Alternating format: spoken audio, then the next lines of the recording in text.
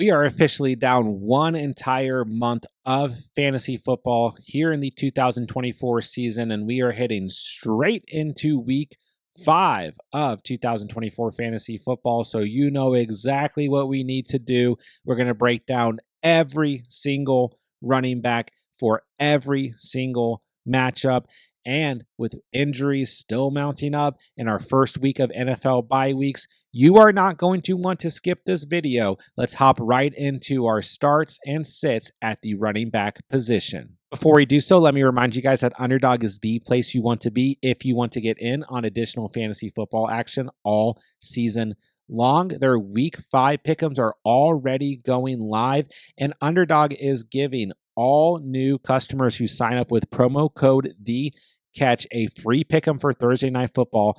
Kirk Cousins over half of a total yard. And don't worry, if you guys watch this video later in the week, you're going to receive a free Dak Prescott over half of a total yard to use towards Sunday's action. So that's a free pick'em when you sign up with Underdog The Catch. That link is down below.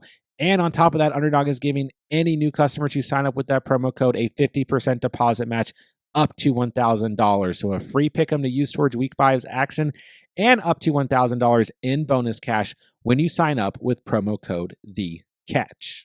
All right, like I mentioned in the intro, we have our first week of bye weeks here in the 2024 NFL season. So no Lions, Chargers, Eagles, or Titans. This will come with plenty of fantasy implications. No Monty, no Gibbs, no J.K. Dobbins, no Saquon Barkley, no Tony Pollard, and no Tajay Spears. Make sure you guys are checking your lineups accordingly. Top right into things, starting with Thursday night's matchup between the Tampa Bay Buccaneers traveling to face the Atlanta Falcons. And this is a little bit of a tricky one. The Falcons allowing the third fewest fantasy points to the running back position. Then we've got an even split backfield between my guy, Rachaad White, and the presumed overtaker, Bucky Irving here. Rachaad White, 10 touches, 49 yards in week 4. Bucky Irving, 10 touches, 49 yards in week 4. Irving had a touchdown and 1 catch. Rachaad White, 0 touchdowns, 2 catches. Tough matchup here. I think they're just kind of in that category. Maybe if it wasn't as tough of a matchup, I'd have them closer to starts. But short week. I hate Thursday night football games for fantasy. Not a great matchup. I don't know what to make of this backfield. They're just in the start them if you have to category. Don't want to go out of my way to start these guys. It's very sad as someone who is a longtime Rachaad White believer, and I'm not giving up on him. But I like I said, Thursday night matchups, I don't like. The backfield is split. Don't go out of your way to necessarily start them, but if you have to start one or the other, it is completely fine. And maybe I'm kind of leaning towards Bucky Irving right now. We'll find out as the weeks go on. That brings us to Bijan Robinson, who is dealing with a hamstring injury at the time of recording this. We'll want to pay attention to that. We saw a little bit more involvement from Tyler Algier in week 4. It's certainly not a bad matchup here against the Buccaneers, allowing the 26th most fantasy points to the running back position. But basically, I'm just going to leave Bijan as a start. He still has hit double digits every single game this year. The ceiling feels much lower. He only has 1 touchdown on the season. But Bijan is still a strong start regardless, especially in a good matchup, even on a short week. Algier, I just can't do it. I know he had 10 fantasy points last week, 60 yards on the ground, 2 catches, definitely looked good.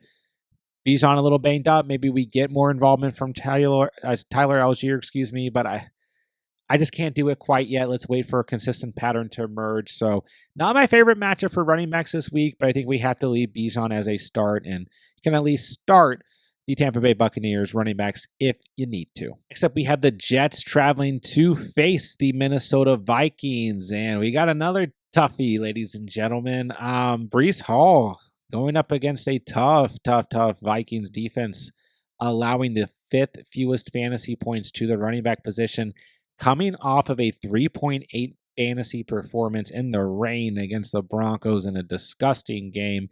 10 touches, 4 yards, 0.4 yards per carry, 5 targets, 2 receptions, 14 receiving yards. This does not look very bright going into week 5 for Breece Hall, all things considered, the matchup and what happened in week 4, but I'm still going to start Breece Hall. I'm still not panicked in any way. was an awful game script, awful play calling in week 4 for the Jets. It's a bad matchup. It's a worse matchup here in week 5 on the road for the Jets. But I'm still going to start Breece Hall. I mean, let me know if you own Breece Hall. Like, are you really that worried going into week 5? I don't think so. We're starting him. Braylon Allen is just kind of one of these, he has some standalone value even as the RB2 here. All I have said about Braylon Allen since that week 2 performance is he should be rostered. He's a very strong handcuff. He can get you some points, but he is still a volatile flex option if you are desperate, and that's what I'm going to leave him as a start. Going up against the Vikings this week, I would not be going out of my way to start Braylon Allen, but I have seen some rosters that are pretty decimated between injuries and the bye weeks this week, so maybe you could. Aaron Jones, on the other hand, going up against a Jets defense that has moved up to the 9th fewest fantasy points against the running back position. Not bad. It's still a solid start. He's the RB8 right now in fantasy football at the time I'm recording this. 17.9 fantasy points in week 4, 93 yards on the ground, 4 catches for 46 receiving yards. Solid offense here at home. Looking to start the season 5-0 against the Jets. Yeah, we're starting Aaron Jones. On the other hand, Ty Chandler is nothing but a handcuff for me. No more than 8.2 fantasy points in a game this year. And the last 2 weeks, 1.3 and 2.3. So he's a handcuff. We're not starting him. Let's move along. All right, let's take a look at the Panthers traveling to face the Bears. And this is a good matchup for Chuba Hubbard and company, as the Bears are allowing the 23rd most fantasy points to the running back position. Chuba logged another solid game in week 4 at home against the Bengals, 22.1 fantasy points. 104 yards on the ground, a touchdown, and 4 receptions for 17 receiving yards. So very solid day for Chuba, who's your RB12 right now in fantasy football. Keep him fired up. No reason to sit Chuba Hubbard this week. He's looking like a very strong start. Miles Sanders has seen some involvement in the last 2 weeks, 7.6 points in week 4. Not enough for me. Don't think anyone's really considering Miles Sanders. Jonathan Brooks is not going to be an option in week 5. I thought when I put everything together for the video that I have heard a lot of, murmurs and whispers about Jonathan Brooks lately. So I wanted to include him and still say, he's going to sit here, but his practice window hasn't even opened yet. So, if you're holding on to Jonathan Brooks, you somehow got him off the waiver wire, took him off IR, we're going to have to stay patient here. This is Chuba Hubbard's backfield until further notice. Let's move along to the Bears. Going up against the Panthers, allowing the 29th most fantasy points to the running back position. And I knew this was going to happen. I knew this was going to happen in week 4 because after the first 3 weeks of the season, I kept saying, at least through the first 3 weeks, I kept saying, I think Swift is still startable. It's not panic yet. If you drafted Swift, I think it'll be okay. He has PPR upside. Then, we saw an early touchdown in the season to Khalil Herbert. Then we saw Roschon Johnson starting to get more involved. And we just saw awful offensive line play and offensive play in general from the Bears. Then going into week 4, you go back and watch the running backs you can't bench video for the week. I put DeAndre Swift in there as a player that you have to bench, even in a good matchup. You can't trust him. And then what does DeAndre Swift do? Comes out and looks like the second coming of Walter Payton against the Rams. 29.5 fantasy points, 93 yards on the ground, a touchdown, 5.81 yards per carry, 7 targets, 7 receptions, 72 receiving yards, 10.29 yards per catch. If you need to start DeAndre Swift against the Carolina Panthers, sure, start him. Fire him up. Know what might happen. It might be 5 fantasy points, but at least the ceiling is now 29.5 fantasy points. Soon as I call him out and tell you guys to bench him, he shows up. So, yes, we can start him against the Panthers. Roschon Johnson, if you're desperate, like I said, on weeks where there's bye weeks, I'm going to have more like flex type players. He had a touchdown in week 4 against the Rams, 8.6 fantasy points after having 10.2 in week 3. He does look to be the RB2 right now on this roster. Khalil Herbert, poor in week 3 and then did nothing, didn't touch the field in week 4. So I really do think right now it's Swift and Roschon Johnson. We'll see what happens. I'm not going to go out of my way to start Roschon Johnson. I know I've talked about him a lot in the past week or two.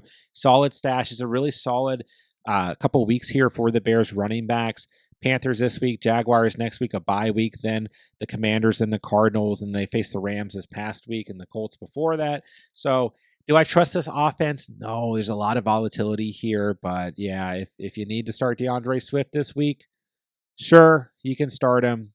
Roschon Johnson, probably okay, but definitely a cap ceiling for Johnson. So, okay, I need to have some more faith in DeAndre Swift as the season goes on. Next up, we have the Browns traveling to face the Commanders. Jerome Ford coming off of another solid performance. I liked him a lot going up against the Raiders going into week 4. 15.5 fantasy points. Did really make up for most of it in the receiving game. 7 targets, 7 receptions, 27 receiving yards, and 58 yards on the ground off of 10 touches. He's given you double digits in every game except for week 2 against Jacksonville when Deonta Foreman took over the backfield in the second half for no reason. So I like Ford again against the Commanders this week, 19th against the position. Upside's not crazy high, but good enough matchup. Solid start. Jerome Ford is fine this week.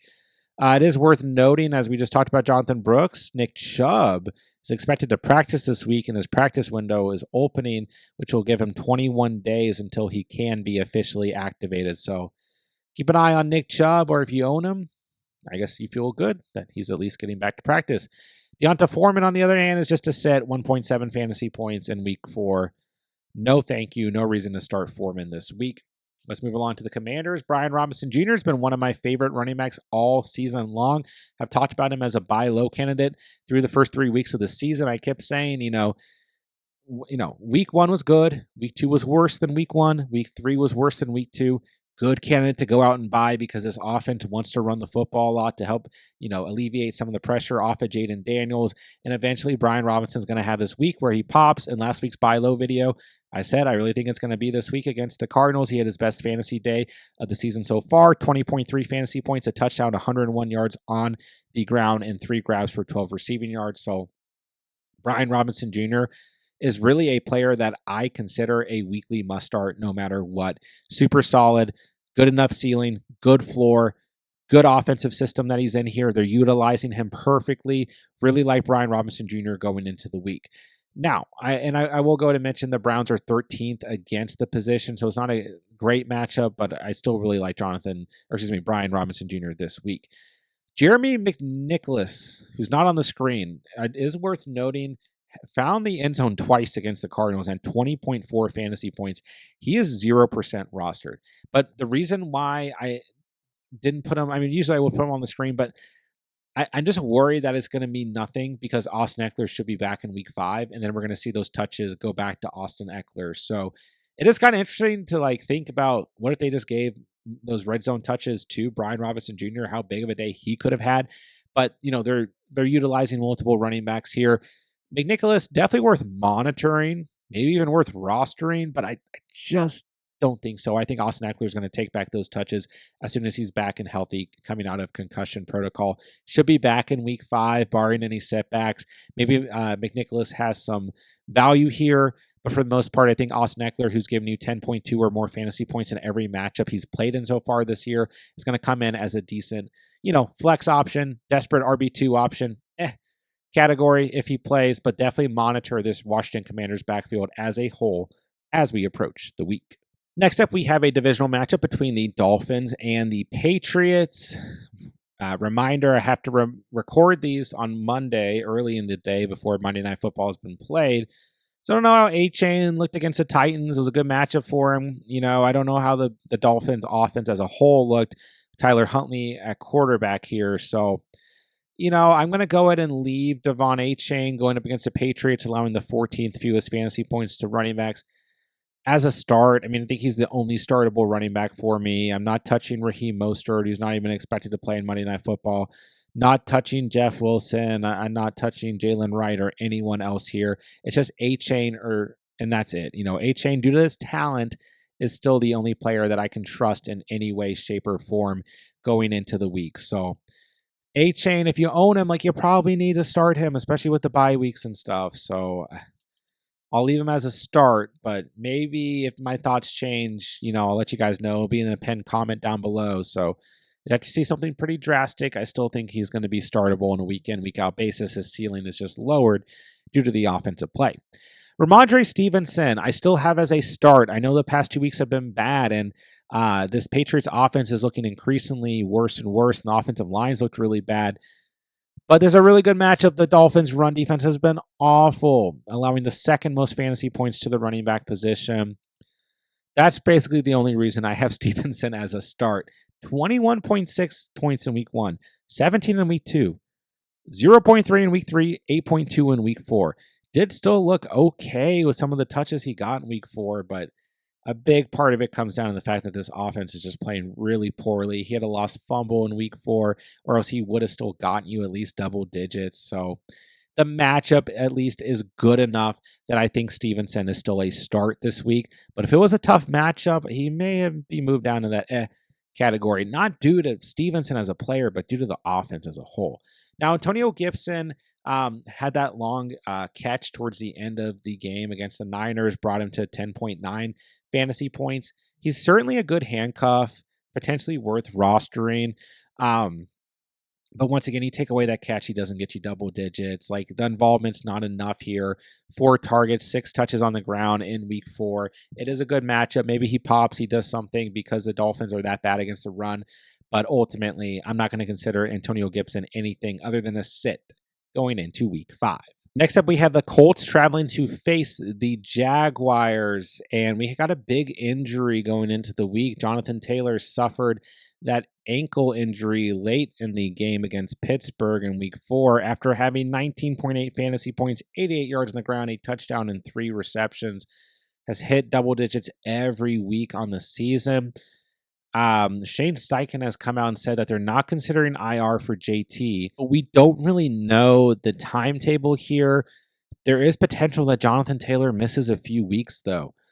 But then sometimes we see crazy things. He might play in week 5. I don't quite know at the time of recording this. We'll definitely know as the season goes on. It's good news. All the reports are indicating good news for Jonathan Taylor. But it certainly doesn't mean that he's not going to miss time, and there's definitely a strong chance he does not play in week 5 against the Jacksonville Jaguars, who, of course, are a very good matchup, allowing the 28th most fantasy points to the running back position. So that brings us to who we would start if JT does miss time, which it looks like is a very likely thing to happen. I guess it's Trey Sermon.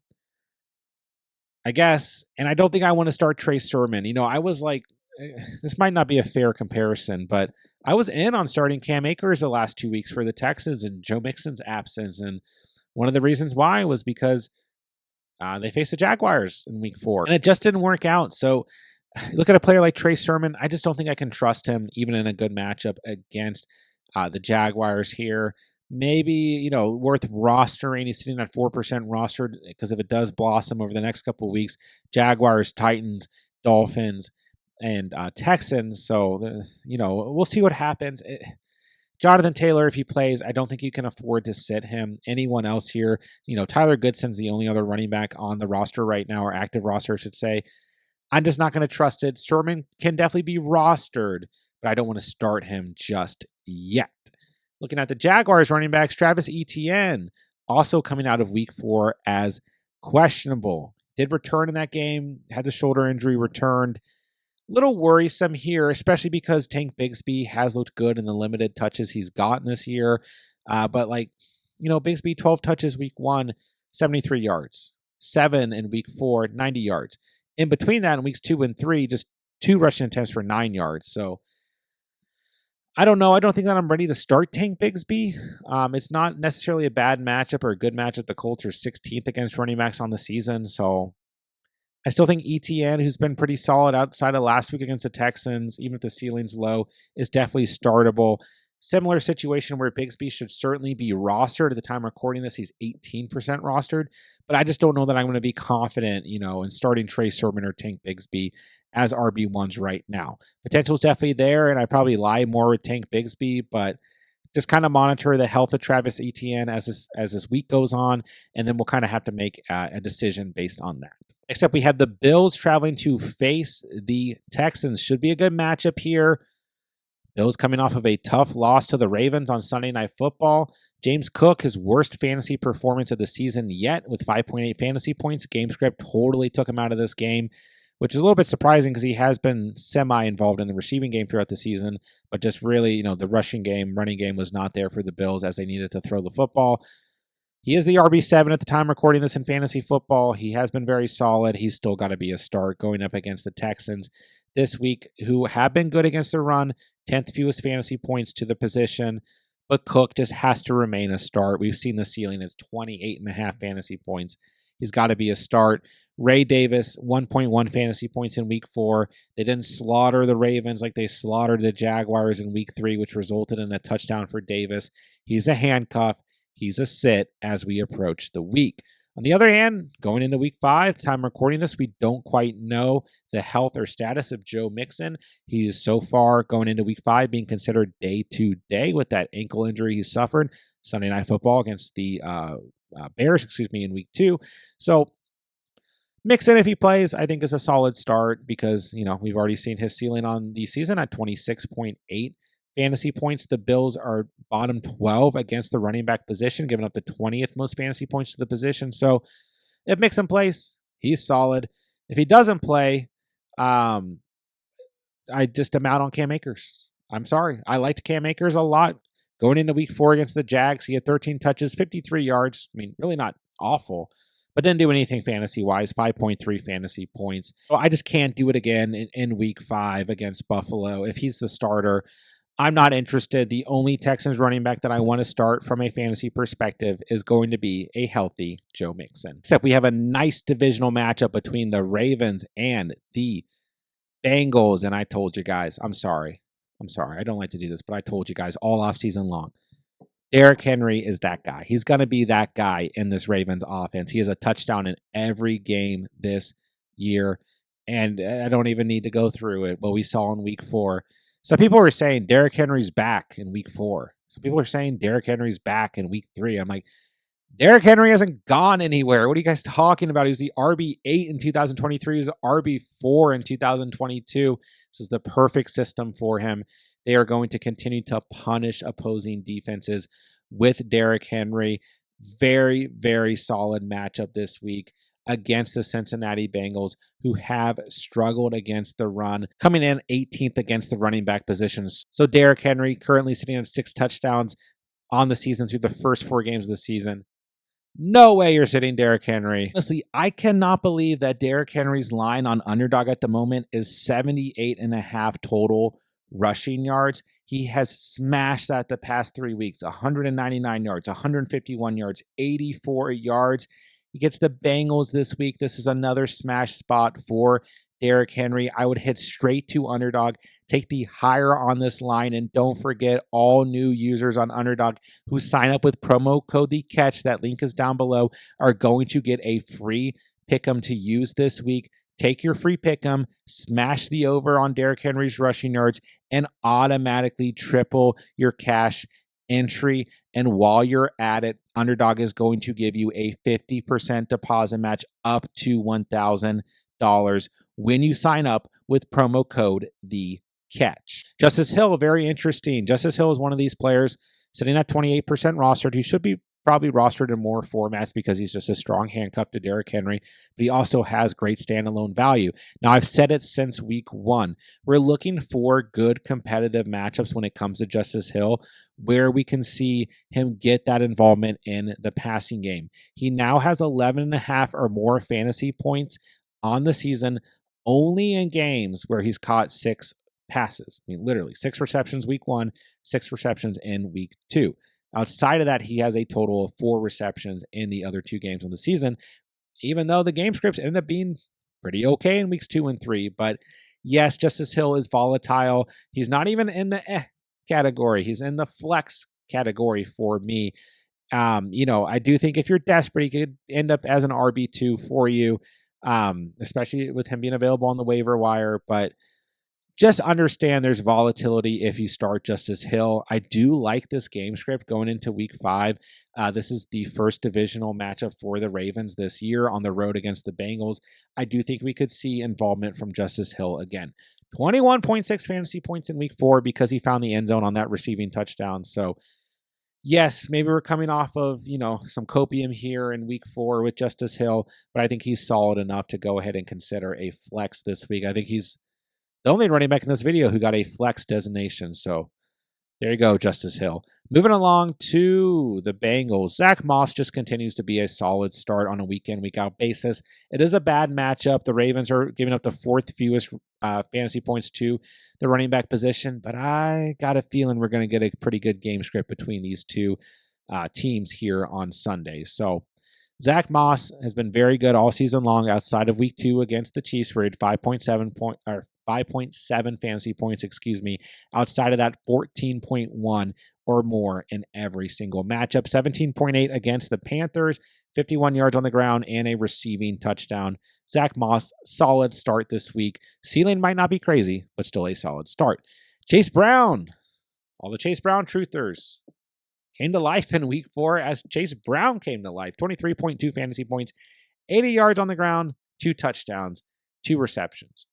Now, I got him in the category because we got bye weeks this week, but I'm a little hesitant because this is not the Carolina Panthers he's facing in week 5. This is the Ravens who, like I said, are giving up the 4th fewest fantasy points to the running back position compared to the Panthers who are bottom 5 and have been bottom 5 all season long. So I'd be hesitant. I don't think he's going to have 2 touchdowns again in this game, but the involvement in week 4 was nice. And we saw an uptick in involvement against the Commanders in week 3. So Chase Brown, because of bye weeks, gets an selection here, but I'm still a little hesitant on it. I still like Chase Brown a lot, but I don't think I'm going to be going out of my way to particularly start him. He's sitting at 57% roster, great handcuff, lots of upside, should be rostered in more formats, probably is going to start having some standalone value, but let's kind of pump the brakes and have some caution going into week 5. Next up, we have the Raiders traveling to face the Broncos, and I don't know, this might be the matchup I feel the grossest at when it comes to running backs. Alexander Mattison, sure, if you need him, you can start him. That's been my viewpoint for the past 3 weeks after that week 1 performance. Got the goal line work in week 2, scored a touchdown. Got the goal line work in week 3, scored a touchdown, and had a couple of receptions after having a receiving touchdown in week 1. He had 12 yards per carry in week 4, 6 fantasy points. Sure, I guess Madison's the guy here. The Broncos are giving up the 17th most fantasy points to running backs. They're right in the middle of the league. Fine. If you're desperate, sure, we can start Madison on the road here in week 5, but don't expect a whole lot. Now, Zamir White, on the other hand, actually had 17 touches in week 4. Got a little bit more involvement than the past few weeks, even though he still has had double-digit touches in weeks 1 and 3 on the season. So he lost a fumble, 2.94 yards per carry. He has not topped more than 3.4 yards per carry on the season. He had 3 fantasy points in week 4. He's still somehow 71% rostered at the time of recording this. I've called him a sit or a drop for almost 2 weeks now, and he is uncertain or without a doubt a sit in week 5. Doesn't even need to be rostered. I get it. You drafted him, middle round, late round, expecting him to be a workhorse running back like he was at the end of last season. He's not. They have tried. I have no faith in Zamir White. He's gone. He's dead to me. We're not starting him in week 5. Then we look at the Broncos. I kind of felt the same way about Javonte Williams, but he at least got 10 fantasy points in week 4. He had 11.5 in week 2. If bye weeks and injuries are really derailing you this week and you own Javonte, sure, you can start him because the Raiders are giving up the 30th most fantasy points to the running back position. But the Broncos as a whole just aren't scoring a lot of points, So I don't know what the touchdown upside is here. Javonte has no touchdowns on the season. He's okay. Nothing more than okay. Jaleel McLaughlin has been a sit for me every week of the season. And after week 4 with 5.6 fantasy points, that's not changing. This is a good matchup. Maybe someone pops here. I don't really want to find out unless I have to. Tyler Batty, probably going to hit IR, suffered a really scary back injury in week 4 against the Jets. Unfortunate, looked really sharp in week 3. Not going to be a part of this backfield, and there's just no one else to mention here. So Javonte, if I had to start a Broncos running back, my life depended on it in week 5, I guess he'd be the guy. Zamir White, done. Alexander Madison, the only running back we can consider for the Raiders approaching week 5. Moving along, we had the Cardinals traveling to face the Niners. James Conner came through with a solid fantasy performance, bounced back after a poor week 3, had him as a buy low candidate going into week 4, 18.3 fantasy points, 104 yards on the ground, a touchdown, a reception for 9 receiving yards, was one of the bright spots in what was mostly a sad day for the Cardinals offense in week 4. So let's look at him going up against the Niners this week, which, I think for some people might scare you off, but the Niners are still 22nd against the running back position fantasy wise on the season. So this is a solid matchup for James Conner, a team that is looking for victories as they came off of a very tough loss to the Washington Commanders this past week. So yes, very, very high on James Conner this week, at least even in, matchups where the Cardinals are not performing well, they're still going to continue to give James Conner the rock often. So he's a strong start, the RB10 in fantasy right now. Trey Benson did have some nice involvement in week 4, 9 touches for 50 yards, 5.56 yards per carry, 5 total fantasy points. But yeah, we're not starting Trey Benson. We're not starting Amari DeMarcado, who had a reception and 4 touches on the ground. Just no thank you. Nothing here from a fantasy perspective. Jordan Mason, on the other hand, continues to be a must-start running back on a week-in, week-out basis. The Cardinals giving up the 25th most fantasy points to the running back position. Very strong start this week, 24 fantasy points in week 4. Touchdown, 123 yards on the ground against the Patriots and 2 receptions. Double digits every single week this year. He's a must-start running back no matter what. Christian McCaffrey, the news just keeps getting worse and worse and worse. Isaac Garando just hasn't done anything. I guess he's literally just a handcuff to Mason, nothing more. This is Mason's backfield until further notice. Strong starts in Conner and Mason in this matchup. Nothing else here for fantasy. But along, we had the Giants traveling to face the Seahawks. Devin Singletary, maybe my most disappointing call going into week 4. But who was going to sit Devin Singletary when the Cowboys were giving up the most fantasy points to the running back position going into week 4? And Singletary has had very strong performances 3 weeks in a row, at least good performances 3 weeks in a row. 9.2 in week 1, 14.5 in week 2, 18.8 in week 1. Nothing in week 4. 1.71 yards per carry, a catch, 4.8 fantasy points. I don't know what happened. He gets the Seahawks this week. They are giving up the 8th fewest points to the position, and that might change after Monday Night Football, given that they play Gibbs and Monty and the Lions. But I'm going to leave Singletary as a solid start this week. We're not starting Tyrone Tracy. We're not starting Eric Gray. It's still Singletary's backfield. He should be able to bounce back. Not the best matchup, but the Giants need him, especially if Neighbors misses time. But even if Neighbors, is good to go from the concussion he suffered in week 4, Singletary, the volume should be there. Still had 14 touches in week 4. Week 4 left a sour taste in our mouth, but Singletary should be a solid start in week 5. All right, I have to record these early on Mondays. Sorry, guys. So I don't know how the Hawks look or have looked in week 4. They're going up against the best run defense in the league and the Detroit Lions, giving up the fewest fantasy points to running backs right now. So I am expecting some points in this game. I'm not going to over-evaluate things here, even if they have a bad week. Walker and Charbonnet, even if they have a bad week. They get the Giants this week, obviously. 15th against the position. Not great. Certainly not awful. But Walker, strong start as long as he's healthy. We know that. I am interested to see Zach Charbonnet as a backup in week 4 against the Lions. Could really come back to earth. You take away the receiving touchdown in week 1 when he was the backup to Walker against the Broncos. Didn't really do anything in that game if you take away the receiving touchdown. Weeks 2 and 3 against the Patriots and Dolphins, he filled in very, very nicely as an RB1. So I think he's still kind of in that category, especially if he has a good game against the Lions with Walker healthy. But obviously, if my thoughts change due to Monday Night Football, it'll be in the pinned comment down below.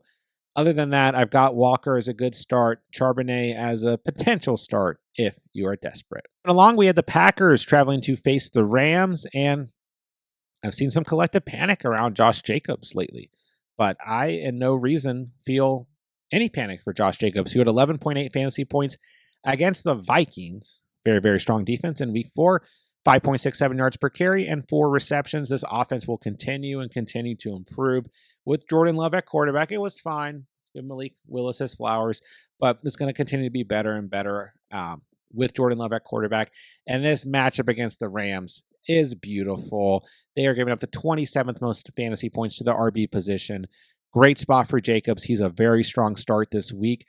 I don't think Emmanuel Wilson is anything more than a handcuff for me, but due to the bye weeks, injuries, all that stuff, I think he could, if you're absolutely desperate, at least be a running back that you plug in this week and get some points out of because the Rams defense is that bad. If it was a different matchup, I'd have him as a sit, nothing more than a handcuff. But Emmanuel Wilson, if you're absolutely derailed at the position, sure, you could throw him in. Just understand that there's a lot of risk in doing so. Moving along to the Rams, we have another strong start with Kyren Williams, who is really just, I mean, you don't have to think about it. We start Kyren Williams no matter what. The Packers are 21st against the running back position in fantasy football. Kyren has 14.4 or more fantasy points in every game this year. He is a workhorse running back in a Sean McVay system that has had the wide receiver position absolutely derailed. Don't think I need to convince you guys. We're starting Kyren Williams. We're sitting Ronnie Rivers, who really has been the RB2 on this team. No one else to really take a look at. Blake Corum hasn't done anything this season. Did have 8 touches in week 2, but outside of that has had 0 touches. So Kyren, strong start. Josh Jacobs, strong start. Let's move along. Except we have the Cowboys traveling to face the Steelers. And listen, I just can't do it. The Steelers are giving up the second fewest fantasy points to running backs. I know Rico Dowdle caught a football and scored a touchdown off it against the Giants, but I just can't do it. I can't. You take that away, he has another very underwhelming fantasy performance. He did, outpace Ezekiel Elliott by, 6 touches on the ground, but I just can't do it. I have no desire to start Rico Dowdle or Ezekiel Elliott, even in deeper formats. You're crossing your fingers for a touchdown. Rico probably has a safer floor between the two, but you are crossing your fingers for a touchdown. You're not seeing double-digit fantasy points out of these two running backs if they don't score a touchdown. The Steelers' defense did bend a little bit against the Colts in week 4, but this is still one of the best defenses in the league and one of the best defenses against the running back position in fantasy football. Like I said, sitting at the second fewest points to running backs. So I ain't doing it. And I don't think a lot of you guys need to start Rico or Zeke this week, even with injuries and bye weeks. So let's move along. Najee Harris is in that, sure. You can start Najee. It's a good matchup still. The Cowboys have been very bad against the running back position. They were better in week 4. Najee had a really good matchup against the Colts in week 4 and only had 10.3 fantasy points. Now we're seeing this offense open up a bit more, throw the football a bit more, but also Justin Fields near the goal line has been very effective and he's running the football more. So if you need to start Najee, you certainly can, but the upside's just not there right now in this offense. Good matchup against the Cowboys, definitely startable, but I don't want to call him like a for sure must start this week. On the other hand, Jaylen Warren was ruled out for week 4. He might be back week 5. He has not topped more than 8.1 fantasy points on the season. 4 in week 1, 1.1 in week 3. I'm not touching Jaylen Warren.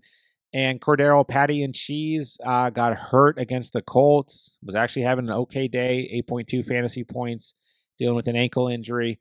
Gonna be a sit, even if he was healthy. Would still be a sit for me, as much as I like Patterson and he's fun to think about from a fantasy perspective with Arthur Smith in the mix. It's just Najee Harris is the only semi-startable running back in this matchup. Moving along, we will have the Saints traveling to face the Chiefs. Tough matchup for Alvin Kamara as the Chiefs are giving up the sixth fewest fantasy points to the running back position. But come on, Alvin Kamara is the RB1 in fantasy football right now. We ain't benching him no matter what. He played with a broken rib against the Falcons in week 4. He had 24.9 fantasy points, 77 yards on the ground, a touchdown, and 7 grabs. Very strong start, tough matchup. His floor is still very safe, and the ceiling remains there. Kamara must start. Let's move along. Jamal Williams, nothing but a handcuff. Get some action here and there. A few touches, maybe a reception. Not going to start him against the Chiefs defense on the road. Okay, some of you guys aren't going to like this. I have Hunt, Pirine, and Steele as sits. This has been my thought process since Pacheco's gone down. I do think Kareem Hunt is startable. It's a tough matchup here. He could see increased volume because Rashee Rice is now hurt. He's startable. I have him as a sit, though. I just don't want to go out of my way to start a Chiefs running back. He was pretty efficient, 69 yards off of 14 touches, 4.93 yards per carry, added 2 grabs. Did get you 10.5 fantasy points against a good Chargers run defense. So I can certainly see it. If you have to start Kareem Hunt this week, okay, I'm not going to talk you out of it, but don't go out of your way to start him against the Saints defense over, like certified starters and stuff like that. I think you probably have better options at the, where you got Kareem Hunt in terms of the waiver wire and at what point in the season you picked him up. So I'm not crazy about Hunt, but I think he's startable for the most part. I think he should be a sit. Samaje Perine somehow found the end zone. Maybe if that touchdown went to Hunt, we'd be looking at things differently, but it went to Perine. He had 7.4 fantasy points. He had 7 fantasy points in week 3. I'm just not there. I don't think any of you guys are really going to be there to start Samaje Perine. Not against this Saints defense. I'm not there. Carson Steele may have literally fumbled away his potential to start this year. Had a lost fumble in week 4. He also had one in week 2. Negative fantasy points in week 4. 2 rushing attempts, 6 total yards, negative 0.4 fantasy points in week 4. I don't think he's going to be an option. He sits as the highest rostered running back on this team at the time recording this. The potential is there. He's not going to be a start anytime soon in fantasy football. So the only running back that I really want to start in this matchup is Alvin Kamara. If you're desperate enough, Hunt is okay. But I think we're still going to see a little bit of volatility amongst these Chiefs running backs as the season goes on. I do think Hunt's probably going to be the guy, but we have a very small sample size to look at this point in time. So we'll see what happens, but I'm not going to go out of my way to start a Chiefs running back in week 5. That'll do it for today's video. There's every single running back, every single matchup, what players you should start and sit. Do not forget, guys, I'm answering all fantasy football questions in the comment section down below. If you guys need anything moving into week 5, I will answer every single question before Thursday Night Football, then again before Sunday's slate of games. So make sure you guys get your comments in and let me help you get a dub in week 5. On top of that, guys, we're going to have everything that you need here on the channel for week 5 of 2024 fantasy football. Start sits at every single position. Must start kickers, must start defenses, an early waiver wire video, a late waiver wire video, buy low candidates, running backs, wide receivers that you can't bench, everything that you guys need on the channel, live fantasy Q&A streams, all of it. Make sure you guys are subscribed so that you don't miss out on any of the content. With that, I will say, thank you guys so much for watching and or listening. And remember, you saw it here on The Catch.